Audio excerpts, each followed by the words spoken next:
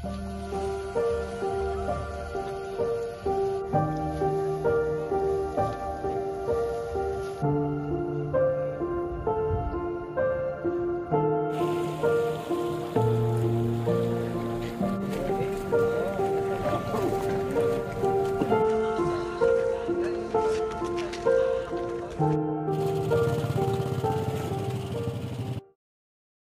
too long, the very individuals who sustain our nations have been relegated to the shadows, their contributions overlooked and their struggles ignored.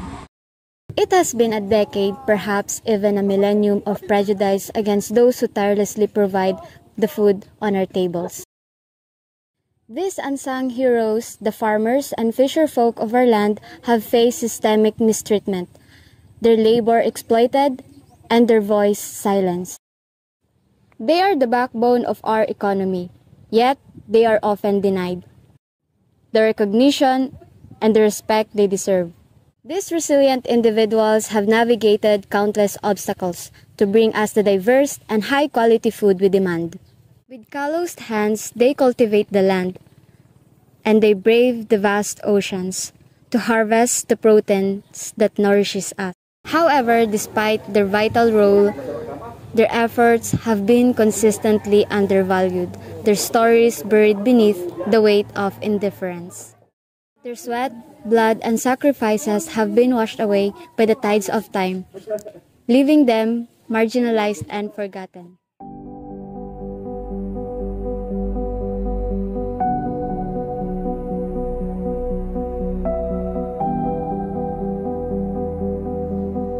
Sa bawat bukang liwayway, sa bawat hampas ng araro sa lupa, may kwento ang ating mga magsasaka.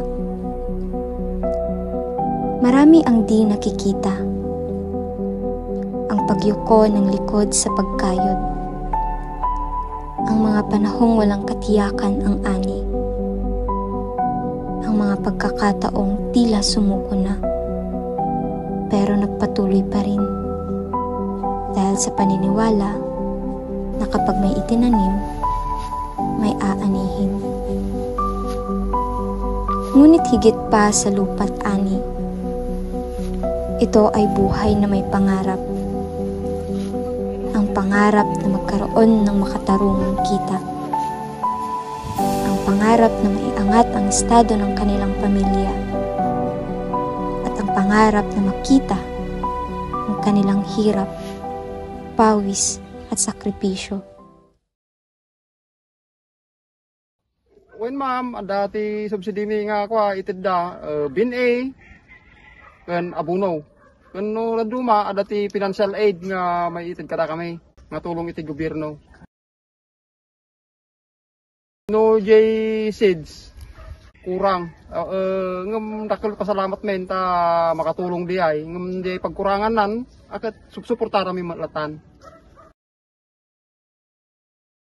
ay no maminsan mo kami nga sanayan nga manalon ako kasla na lakalata kanya mi mutan ngem no ko akat talaga nga narigat ti trabaho na ti manalon na talaga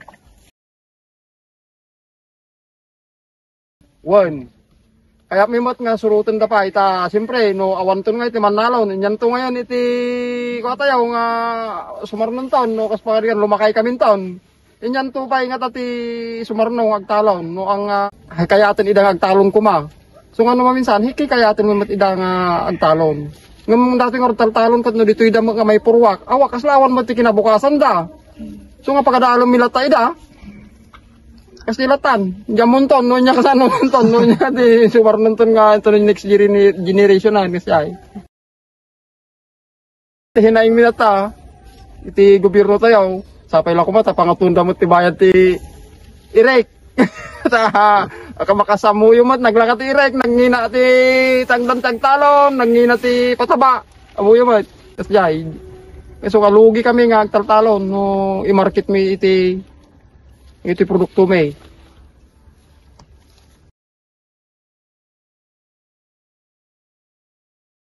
Damat ti subsidy nga umay kasdala dagiti seeds, gitay BNA tapos adda iti financial mo nga itid da, dagay ayuda nga makunkuna ti farmers. Tapos lagi tayo libre nga abuno. So iti itid da kanyami dito barangay mi. Lagi da mga halimbawa kay hanunay nga dakkel ti taltalunan na agkasya. Nung nadagiti kasi nga kalalawa, medyo agkurkurang basit. Medyo narigat no panpanunutan tayo, talaga nga narigat iti kanyami nga nasanay dito yan. Kaslala ay ayam mi mulata na adda nariga nga talaga no pampanunutan sugar ti pangalaan tayo ti kanon tayo iso nga ano san tayo tata sayang mo garo ti taltalon tayo no di tayo nga talunan. No da kami laang naganak kayat mimot. Depende laangan kada ki jobing no siyempre makikita damo garog nga atoy tarigat ti ketatak anunusan may magkamin isuda nga pagad-adalan. So jay so nga makita da tariga mo. No da kami kaya may nga isuda nga agtalon lumakay kami kay awan tinex nga agtalon dito yan. Pabalin nga kaya may mat kuma. Depende kanya dan kagiday next generation dagi ubing may no. Kaya dan ta agad-adal da mo garog kalakanyayo. Hinaing ti gobyerno tayo dapat kumadag iti maapapit iti kanyami nga farmers iso kumay iti ununaan da nga agatangan iti na-shot mga preso handa nga ununaan nga agim import kuma may met mo lang kung mga unaan da kami nga mga manalon kaysa agim import da.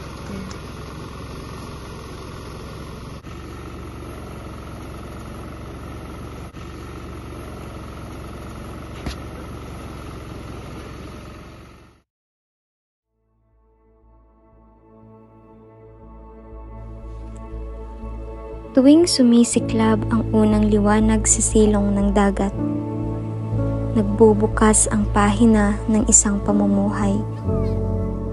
Hindi laging madali, pero tunay. Ito ang buhay ng ating mangingisda. Mga taong bumabangon bago ang pagsikat ng araw. Naghahanda ng lambat, bangka, at pangarap. Hindi ito kwento ng tagumpay sa isang iglap. Ito ay kwento ng pagpupunyagi araw-araw. Ito ay kwento ng komunidad na nakasalalay sa himbing ng alon at biyaya ng karagatan. At sa bawat alon, may dalang pag-asa at may dalang hamon.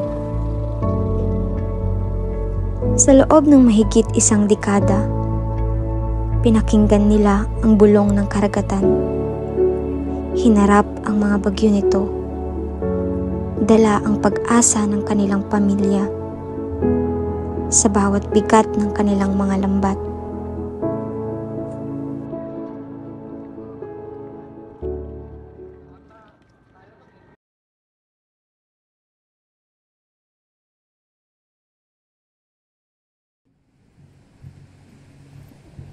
Nabagbalatan nga panabunan nga dahin tutod da.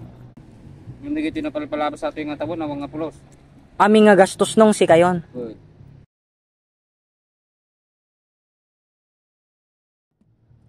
Naligat ti bigti mga alat takwa.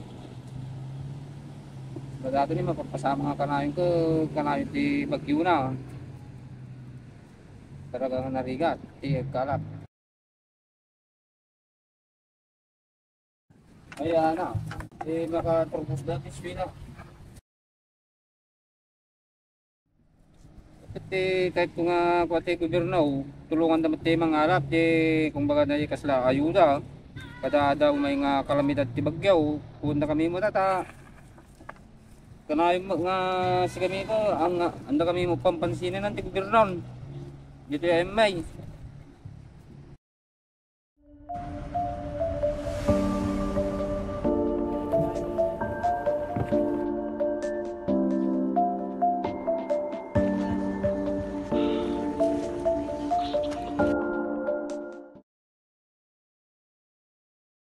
Damat na kong baset, bagas na 2 kilo, kasjay. Mariga na kong tunog bagbagyo, awanan da maka tapugan. Awanan pagbirukan men, anak ko. Balin na kong nudalang pagpadal men, ang kami nga ami kay nga mangalap damot kanta nagligat tibiyagti, mangalap anak. Tulungan da kami mo't anak ko, kapang tandamot, uri no basi lang nga tulong, nga para kanyami mo, nga mangalap, di kay mi mo, no, dahil may tanda.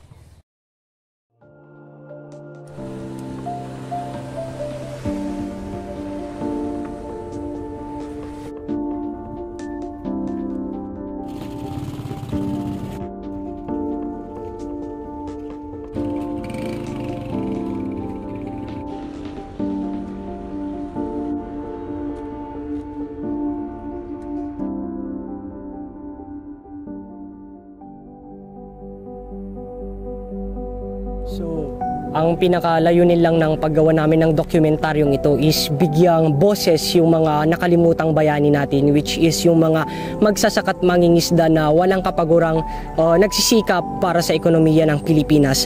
At iparanas sa aking mga kapwa mag-aaral ang landas ng mangingisda at magsasaka.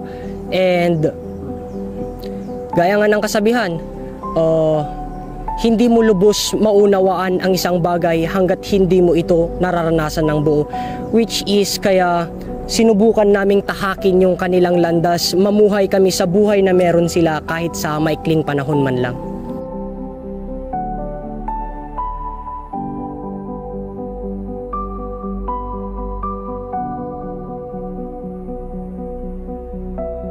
Hindi nila nakakalimutang ngumiti. Nakikita namin sa kanilang mga mata kung gaano sila kakontento sa landas na kanilang tinahak.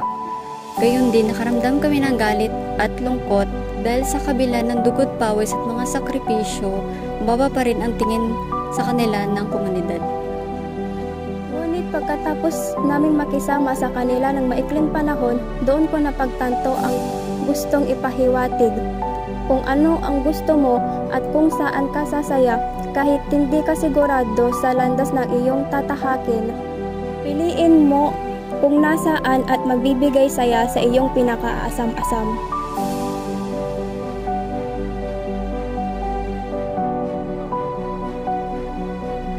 Ang kanilang trabaho ay napakahirap. Ang init ng araw na tumatama sa balat at ang mabibigat na bungkos at sako ng palay na kailangan mong buhatin at ang mga oras na ginugol sa pagyuko upang tipunin ang bawat hibla ng palay at ang pagsisikap na hilain ang lambat sa abot na iyong makakaya at ang paggising sa madaling araw upang makipagsapalaran sa alon ng buhay. Nakakapagod, no? Lalo na kung araw-araw mo itong ginagawa.